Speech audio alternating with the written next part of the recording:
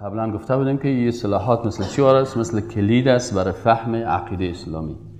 اگر این اصطلاحات کسی یاد داشت، عقیده را درست میفهمه، نقاط دقیقی که فریب نمیخوره. و اگر این اصطلاحات یاد نداشت، بسیاری اوقات عقیده چیست؟ عقیده در مدرسه اول اگر فکرتان بوده باشه گفتیم که از عقد گرفته شده. عقد گره را میگن. شما ببینید که باز کردن گره های خرد بسیار گریگک های خرد می باشه. احیانا که آدم هر قدر زور میزنه و گره را باز کردن نمیتونه. اینال در مسئله عقیده به خاطر از این است که در این بعضی گره ها بعضی از نقاط دقیق است که اگر این را آدم نفهمید ناخودآگاه یک دفعه کافر میشه، یک دفعه مرتد میشه، یک دفعه مشرک میشه.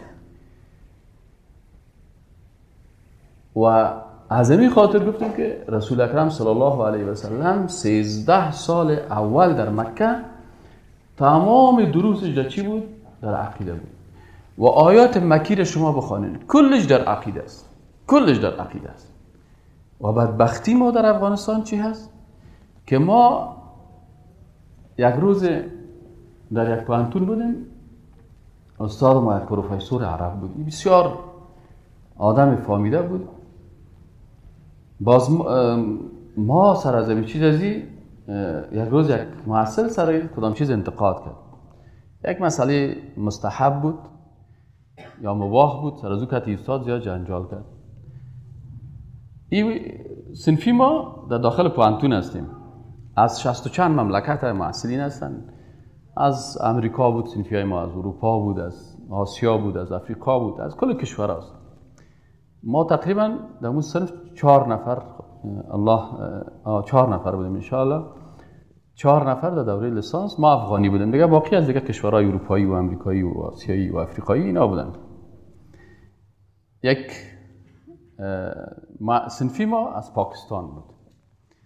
یک استادا سر بسیار مسائل جر بحث میکرد. باز وقتی که همراه استادا جر بحث میکرد، باز استادا بسیارشان قار میشدن. اما استاد پروفسور ما دیدم هیچ قار نشد. باز برای ما سوال پیدا شد که استاد دیگه قار شدن، خودت چرا هیچ هر قدر که صنفی ما سر جر بحث میکنن چرا هیچ قار نشدی؟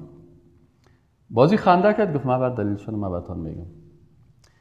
گفت دلیلی است که شما مردم افغانستان و مردم پاکستان، مردم شبه قاره هند در مجموع گفت که شبه قاره هند که پاکستان و بنگلادش و کشمیر و هند است و گفت افغانستان به یا متأثر است چون اکثر علمایشان از این منطقه درس خواندن. گفت این منطقه را گفت من مقایسه کردم با مسلمان‌های کشورهای اسلامی و مثلا مسلمان‌های اروپا، مسلمان‌های امریکا، مسلمان‌های کشورهای عربی. گفت یک فرق بین شما و بین ما هست. گفتیم استاد چی فرق است؟ شما کل ما مسلمان هستیم. گفت نه خفه نشین، یک فرق است. چی فرق است؟ گفت فرقی است که شما مردم افغانستان و شبه قاره هند مخروط دینتان سرچپ است. گفتیم نفهمیدیم چی معنی. گفت مخروط دین معنای چی است؟ که مثلا مخروط شما میبینید قسمی مثل یک قند است. گفت این مخروط که است در رأس از این مخروط عقیده هست.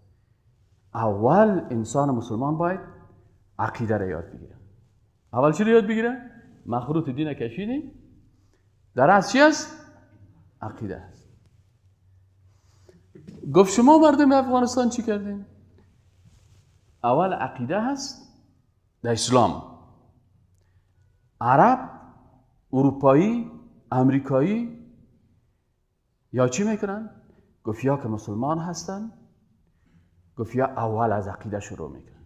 اولاد خدا چی درس میدن؟ درس عقیده میدن. خوب که عقیدهش پخته شد، الله را شناخت، ملائکه را شناخت، پیغمبران را شناخت، صحابه کرام را شناخت.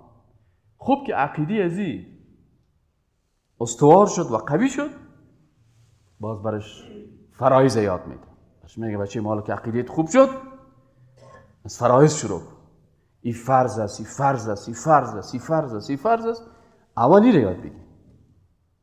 بعد از اینکه فرایض خوب فهمید و مستحکم شد و عمل شروع کرد، بعد میگه بچه ما رو سر واجبات شروع کن.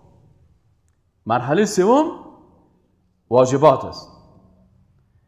واجبات که خلاص شد، مرحله چهارمش پایین‌تر از او چی هست؟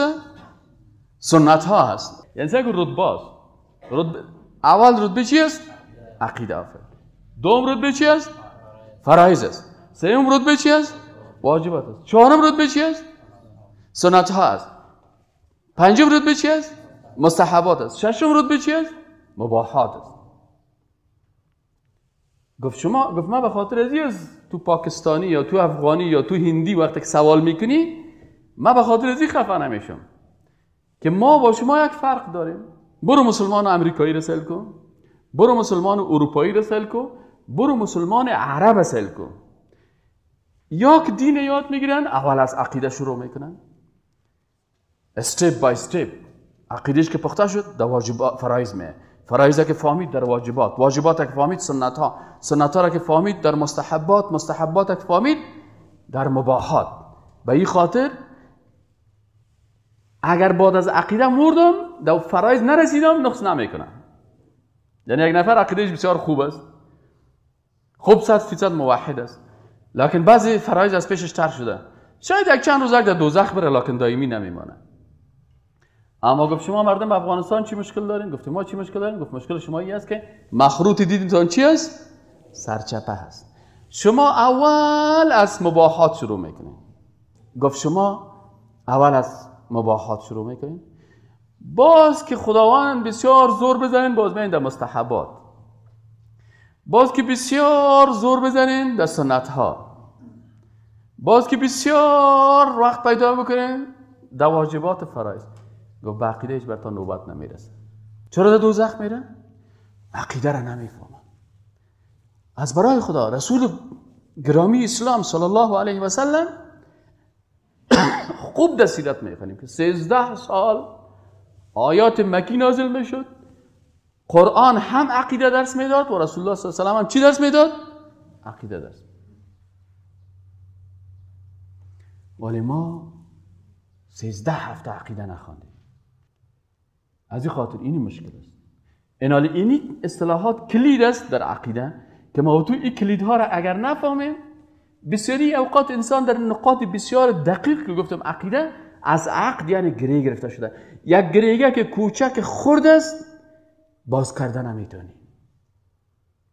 وقتی که باز کردن نتونستی، خودی انسان که در عقیده یک کمک شک پیدا کرد، شک در عقیده سبب از این میشه که انسان مرتد میشه.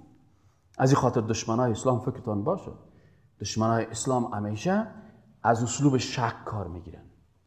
در خدا، در وجود خدا برات شک پیدا میکنن، در شخصیت پیغمبر شک پیدا میکنن، در صحابه کرام شک پیدا میکنن. یهودیا مثلا ابن سبا یهودی سر حضرت عمر رضی الله تعالی عنه شک پیدا کرد، سر ابوبکر صدیق شک پیدا کرد که علی یا صاحب کافر هستن، یا صاحب گپ پیغمبر قبول نکردن، باید عوض پیغمبر مثلا حضرت علی رضی الله تعالی عنه ای باید جانشین میشد یا مخالفت کردن، پس یک صحابه کلشان کافر هستن. وقتی که یا کافر شدن قرآن هم خویا برای ما انتقال دادن، وقتی که قرآن را که کافرها برای ما انتقال داده قرآن هم غلط است، پس وقتی که قرآن غلط شد صحابه غلط شد، تابعین هم شاگردای از اینا بودن و هم غلط هستن، تبع تابعین هم غلط هستن، پس هیچ کس مسلمان نمون. از اسلوب چی استفاده میکنه؟ از اسلوب شک. و کسی که عقیده را نفهمید، در درس عقیده اشتراک نداشت، صاحب زود در وجود از شک داخل میشه. از این خاطر درس امروز ما و شما درباره اصطلاح چی است؟ تفویض. خب اول میایم تفویض در لغت. تفویض در لغت از کلمه فوضه گرفته شده. فوضه به معنای واگذاری. عرب ها چی میگن؟ میگه فوضت امری الی فلان، من کار خدا بر ازی ماندم. و مسلمان ها در دعای خود چی میگه؟ و افوض امری الی الله، تمام امور زندگی من کی واگذار میکنم؟ به الله. فهمیدین معنای کلمه تفویض؟ پس گذاشتن یک کار یا واگذار کردن یک کار به کار دیگه در زبان عربی تفویض میگن. اینال ما همیشه در کل مسائل از عقل خود کار میگیریم. خوب فکرتان باشه. اگر بوت ما کنده میشه پیش سلمان میبریم. مویای خدا کدام روز رفتی پیش موچی که همین مویای سر مکل کو یا سر ما تیار کو خنده میکنی. اما باز اینمی نفر ببینی پیش گلکار میره دین از پیش زیاد میگیره. همین بابا جانیا پیر کلانشان رتبهش چی بود؟ گلکار بود. یا چرا اکثرش سجده میکنن و مخلوق؟ و مشکل مردم ما اینمی هست دین خدا از عالم متخصصی که در یک رشته هست از اون نمیگیریم. حتی در داخل پوانزه شرایط مثلا من یک حدیث مشکل دارم، وقتی که در حدیث مشکل داشته باشم پیش دکتر عبدالباری میرم. شاید تو پرسان کنی پیش دکتر صاحب عیاض نمیری؟ بگی نه من پیش دکتر صاحب عبدالباری میرم. چرا؟ به خاطر که دکتر صاحب عبدالباری متخصص حدیث است. مشکل فقه که داشته باشم باز پیش دکتر عبدالباری نمیرم، پیش دکتر عیاض میرم. چرا؟ دکتر عیاض متخصص فقه است. باز که در تفسیر مشکل داشته باشم پیش دکتر صاحب عبدالقدوس میرم. چرا؟ دکتر عبدالقدوس متخصص تفسیر است. حتی در داخل پوهنزه همین تخصصا مراعات میشه. من لیسانسم در دعوت است و در پوهنتون به اساس لیسانس خود مقرر شده. پسان باز ماستری و پسان باز ماستری و گپا باز در فقه داشتیم. این حال مرا در دیپارتمنت دعوت و ثقافت دادن چون رشته ما دعوت است. و استادی که مثلا رشتهش عقیده هست او را در دیپارتمنت عقیده میتن. او استادی که رشتهش مثلا این حال از هر کس رشتهش معلوم است. این حال چون ما در دعوت و در دعوت کت نصرانی جرا بحث داریم، کت یهودی جرا بحث داریم، کت سیکولر جرا بحث داریم، کت یک کس دیگه. و الحمدلله اینمی هفته گذشته یک 3-4 نفر از آمده بودن از خارج، یکیشون از خارج آمده بود، از مشکلات اعتقادی داشت. آمدن پیش ما گفتن استاد من حرکت میکردم، قایص صاحب تایر صدا کرد گفت استاد همینجا یک چند نفر کارتون داره. دیدیم یک خواهر است تو کت 2-3 تا خواهرها هستن و یک برادر بود یا 2 تا برادر بود. آمدن گفتم در مسجد تو وقت آلازان میشه بردمش در دفتر آبسه بالا که رفتیم کتشان شیشتیم. الحمدلله کتش 1.5 ساعت همونجا برش تشریح کردم. با صباحش باز برام از زنگ زدن که میایم استاد. با صباح 1 بجه آمد. همین نفره که 20 سال در گمراهی بود الحمدلله گفت مال فعلا اصلاح شد. رشته چی میکنه؟ فرق میکنه. رشته فرق میکنه. وقتی که رشته دعوت است میفهمی که چه قسم دعوت کنی مردم. خلاصه ای که گپ سر کلمه تفویض بود که ما همیشه در امورات اما هر رشته را به امور رشته چی میکنیم؟ واگذار میکنیم. خب این حالی لغوی هست، از نگاه لغوی بر انسان هم استعمال کرده میتونی، به خالق هم استعمال کرده میتونی، هر چیز. اما از نگاه اصطلاحی در اصطلاح اعتقادی تفویض چی را میگن؟ حکم نمودن به مجهول بودن صفات و یا کیفیت آن. مثلا یک کسی صفات خالق چی میکنه؟ حکم میکنه که والا من معنای از این نمیفهمم و یا کیفیت از این نمیفهمم. 2 نقطه است. ببینید یک کسی تفویض چی را میگن؟ میگه حکم کردن است به مجهول بودن معانی چی؟ که من معنای یک صفت معنایش نمیفهمم و هم کیفیتش نمیفهمم. این در اصطلاح علمای عقیده همین قسم تعریف کردن. مثلا در قرآن آمده که ید الله فوق ایدیهم. یک کسی میگه والا من معنای ید نمیفهمم و یک کس دیگه میگه که من معنایش میفهمم لکن من کیفیت ید خالق نمیفهمم. صحیح است؟ این چی میگن؟ تفویض میگن. این حال کدامش درست است و کدامش غلط است اینو میریم سرش بحث میکنیم. قسم اول تفویض در کیفیت ذات، صفات و افعال خالق می باشه. مثلا الله ذات است موجود؟ میگیم بله موجود است. ما عقیده داریم که خالق یگانه وجود داره.